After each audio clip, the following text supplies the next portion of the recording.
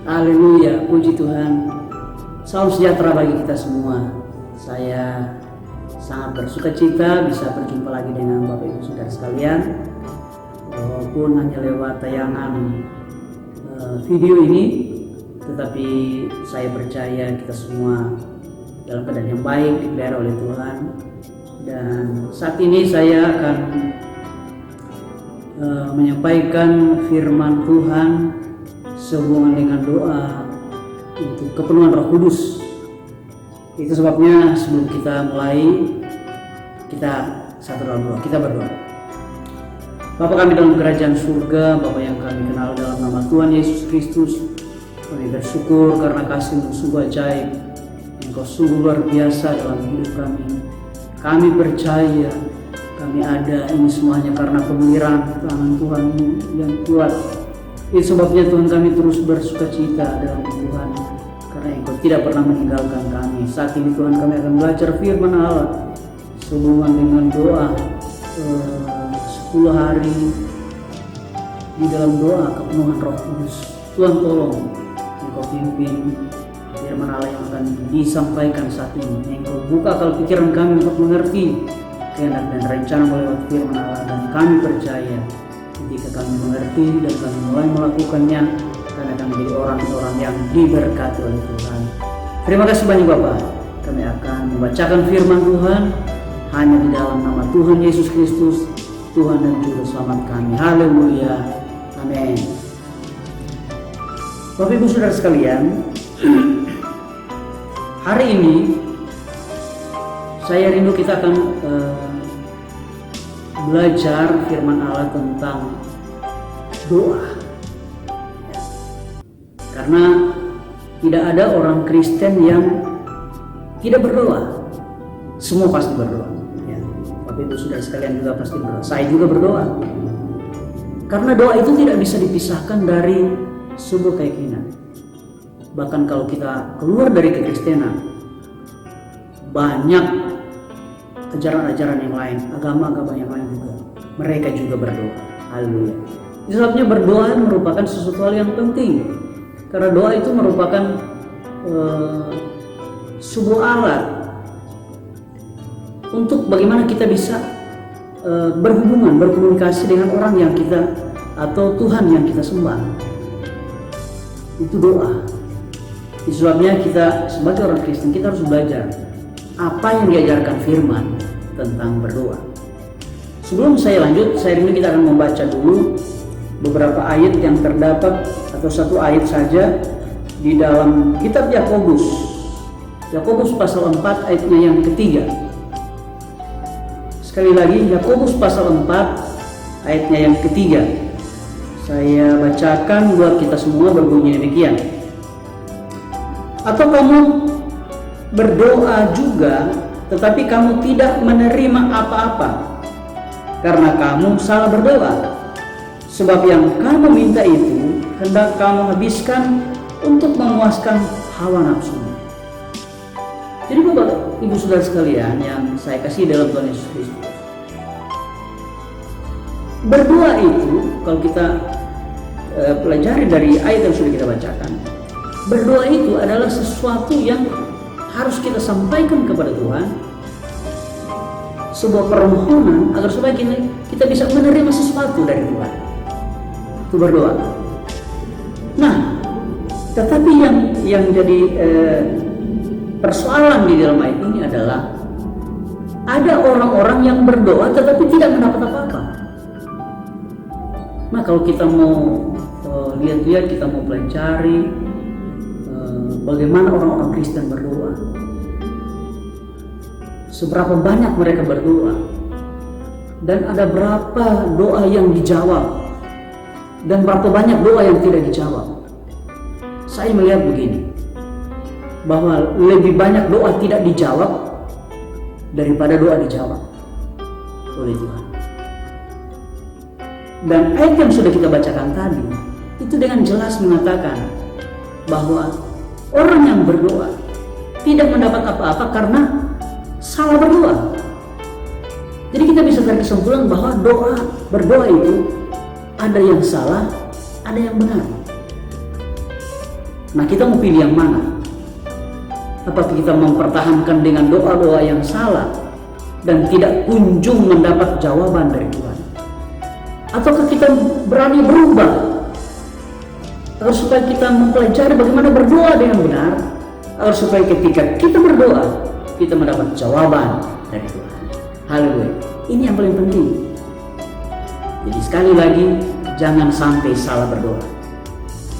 Karena ketika kita salah berdoa, maka doa yang kita naikkan mungkin dalam jumlah yang banyak, sering kita doakan, bahkan dalam jangka waktu yang lama kita terus berdoa, tetapi tidak ada kunjung jawaban daripada Tuhan. Haleluya. Tetapi sungguh luar biasanya ketika doa kita menjadi sebuah doa yang ketika kita panjatkan, Tuhan dengar dan Dia menjawab. Wah, itu luar biasa.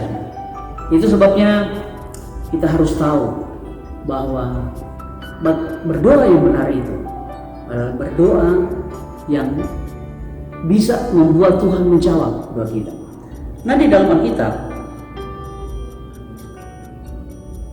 di dalam Roma pasal 8 ayat 26, di sana dijelaskan bahwa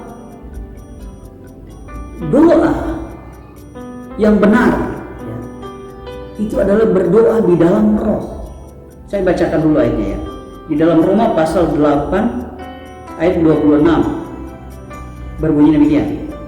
Demikian juga roh, ini roh, berbicara roh Allah, membantu kita dalam kelemahan kita, sebab kita tidak tahu bagaimana sebenarnya harus berdoa, tetapi roh sendiri berdoa untuk kita kepada Allah dengan keluhan-keluhan yang tidak terucapkan. Nah, Bapak Ibu Saudara sekalian, ini salah satu peranan Roh Kudus yang luar biasa dalam kehidupan kekristenan. Ya, kita bersyukur karena orang Kristen itu punya Roh Kudus. Haleluya. Itu Allah sendiri. Itu sebabnya Yesus ketika Dia naik ke surga, Dia mengirimkan Roh Kudus. Untuk apa? Salah satu fungsi Roh Kudus adalah menolong kita orang Kristen, anak-anak Tuhan, membantu kita agar supaya ketika kita berdoa dengan benar. Haleluya. Itu sebabnya mari kita berjuang, berusaha untuk supaya hidup kita sungguh-sungguh dipimpin oleh Roh Kudus. Karena Roh Kudus itu luar biasa. Kalau Dia ada dalam hidup kita, Dia akan membantu kita untuk berdoa kepada Tuhan agar supaya doa kita dijawab. Haleluya. Karena sekali lagi, banyak orang berdoa, tetapi tidak semua orang berdoa itu dijawab. Kenapa? Karena doanya salah. Itu hanya kita butuh Roh Kudus agar supaya Roh Kudus menuntun kita untuk berdoa dengan benar. Bahkan dikatakan Roh Kudus juga berdoa kepada Allah buat kita. Ini luar biasa. Dan ini banyak kesaksian. Saya pernah seringkali bersaksi. Ada seorang ibu, ini zaman dulu masih belum ada puskesmas. Yang ada di kampung itu hanya namanya biang kampung. Ya, itu tokoh masyarakat yang ngerti dengan kesehatan. Satu ketika ada seorang ibu, anak Tuhan, dia setia kepada Tuhan. Dia selalu dituntun oleh Roh Kudus. Dia mau melahirkan. Ketika dia sudah hamil, sudah hampir melahirkan, dia datang kepada yang kampung ini, panggil untuk meminta. Ketika diperiksa, ternyata bayi yang ada di dalam kandungan itu mengalami masalah. Istilah sekarang itu sungsang. Jadi tidak bisa melahirkan dengan benar. Dan biasanya zaman dulu, ketika belum ada tenaga medis yang spesial seperti sekarang, maju seperti sekarang, itu kebanyakan ibu yang punya anak sungsang itu selalu ada beberapa pilihan. Bisa bayi meninggal, bisa ibunya juga meninggal, bisa dua-duanya meninggal. Karena itu adalah masalah yang sangat berat di zaman itu. Tidak ada dokter, Kemudian semua sudah gelisah, keluarga besar sudah gelisah karena melihat kondisi ibu ini semakin lemah dan sudah tidak berdaya untuk melahirkan anak, karena anak dalam kondisi yang tidak normal untuk dilahirkan. Tetapi di detik-detik terakhir sebelum dia mau meninggal dunia, dia meminta supaya panggil hamba Tuhan untuk berdoa kepadanya. Dan ketika mereka mulai menyanyikan pujian, mereka mulai menyembah Tuhan, tiba-tiba ibu ini penuh dengan Roh Kudus.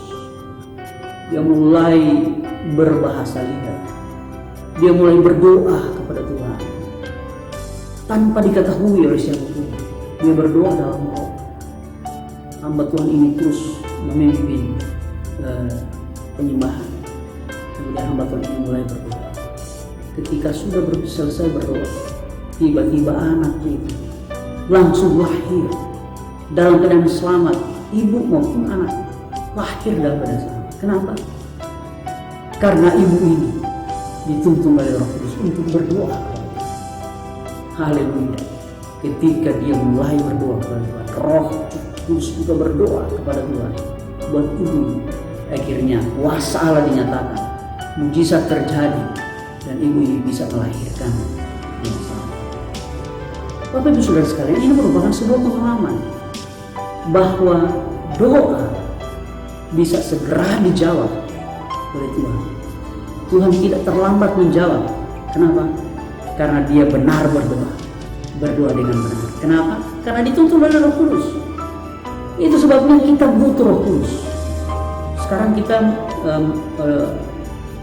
dalam jadwal untuk doa kepenuhan Roh Kudus.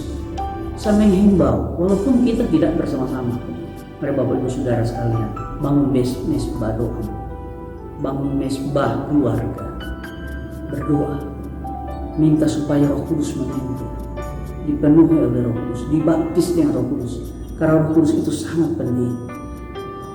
Engkau boleh evaluasi hidupmu. Sudah berapa banyak doa yang sudah engkau panjatkan kepada Tuhan, dan sudah berapa banyak yang dijawab, berapa banyak yang tidak dijawab. Kita bisa tahu.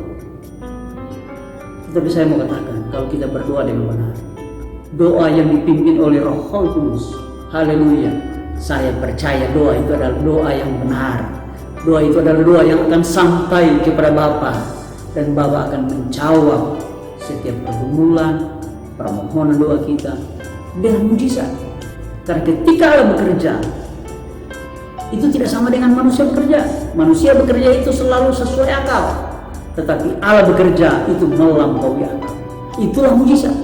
Sebenarnya saya percaya kalau kita berdoa dengan benar, setiap persoalan, pergumulan hidup, apapun yang kita butuhkan, apa yang ingin kita keluar dari masalah yang kita hadapi, Tuhan sanggup menolong kita dengan mujizat. Haleluya.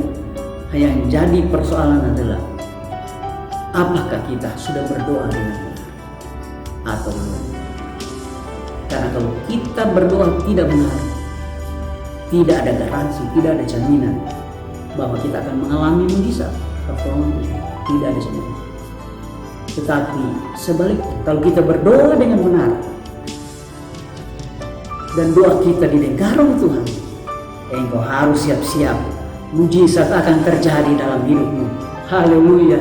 Itu sebabnya supaya kita bisa berdoa dengan benar, kita butuh Roh Kudus. Roh Kudus itu adalah Allah sendiri. Ketika dia berdoa buat kita dan dia menuntun kita untuk berdoa dengan benar, haleluya. Sekali lagi yang saya katakan tadi, siap-siaplah, engkau akan mengalami mujizat dari Tuhan. Pertolongan Tuhan itu akan ajaib dalam hidupmu, sebab engkau berdoa dengan benar, didengar oleh Bapa, dan Bapa menjawab dengan kekuatan surga untuk menolong dan memberkati kita. Puji Tuhan, saya tidak akan panjang lebarkan firman Allah, tapi saat ini saya mau tantang kepada Bapak Ibu Saudara. Sudahkah engkau berdoa dengan benar? Kalau belum, selama ini engkau sudah berdoa dan tidak dijawab, engkau boleh evaluasi hidupmu. Mungkin Roh Kudus tidak aktif dalam hidup, mungkin Roh Kudus kurang berperan dalam hidup, mungkin Roh Kudus tidak langsung menuntun engkau. Saat ini adalah kesempatan untuk engkau membuka hatimu, bukalah hatimu selebar-lebarnya. Terimalah Roh Kudus dalam hidup. Berikan dia ruang seluas-luasnya untuk menuntun engkau. Berikan dia kesempatan untuk membuat engkau menjadi pribadi yang sungguh-sungguh bisa berdoa dengan benar kepada Tuhan. Dan saya percaya bahwa Roh Kudus menolong mengambil alih hidup. Oh haleluya, menuntun engkau, maka tidak ada yang mustahil bagi Tuhan. Haleluya, segala sesuatunya. Soalnya Maria, boleh buka hati saat ini. Saya akan berdoa buat Bapak Ibu Saudara sekalian. Saya akan berdoa supaya Roh Kudus Tuhan menolong dan menjamah engkau. Mari kita berdoa. Haleluya, haleluya, haleluya.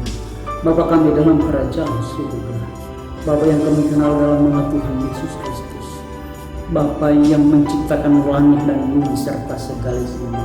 Kami bersyukur kepadamu sebab Engkau baik. Kami berterima kasih karena Engkau sudah memilih kami menjadi anak-anak-Mu. Ketika Engkau mati di kayu salib, Engkau sudah menebus dosa kami, sehingga kami menjadi orang-orang yang dibenarkan di dalam Engkau ketika kami percaya kepadamu. Itu sebabnya Tuhan kami bersyukur karena Engkau tidak pernah meninggalkan kami. Engkau terus menuntun kami, bahkan hari ini kami boleh mendengarkan firman Allah, tuntunan firman Allah yang luar biasa untuk mengajar kami bagaimana supaya kami bisa berdoa dengan benar. Itu sebabnya Tuhan, hamba-Mu berdoa, biarlah setiap umat-umat Tuhan yang sudah mendengarkan firman Tuhan, tanamkan firman dalam setiap hati mereka, meteraikanlah dengan Roh Kudus. Dan hamba-Mu berdoa biarlah Roh Kudus turun atas kehidupan mereka, mengurapi mereka, menuntun setiap langkah kehidupan mereka, mengendalikan cara berpikir mereka agar supaya mereka terus berada di dalam pimpinan kuasa Roh Kudus. Engkau terus ajar agar supaya umat-umat-Mu tahu berdoa dengan benar, agar supaya ketika kami berdoa, oh itu bukan menjadi sebuah doa yang sia-sia, yang hampa, yang tidak akan ada jawaban, tetapi kami penuh dengan keyakinan ketika kami berdoa bersama dengan Engkau, berdoa dengan Roh Kudus.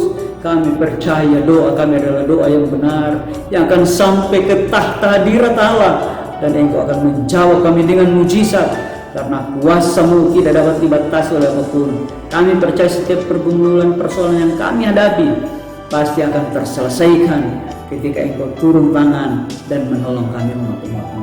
Terima kasih banyak Bapak. Kami berdoa sekali lagi, kalau ada umat-umat Tuhan yang menghadapi persoalan hari-hari ini, mungkin sakit penyakit, Tuhan sembuhkan dalam nama Yesus Kristus.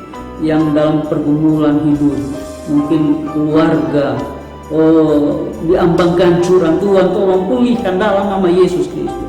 Atau mungkin usaha pekerjaan lagi goncang hari ini, Tuhan tolong berikan jalan keluar dalam nama Yesus Kristus, agar supaya semua area hidup kami menjadi area hidup yang diberkati oleh Tuhan.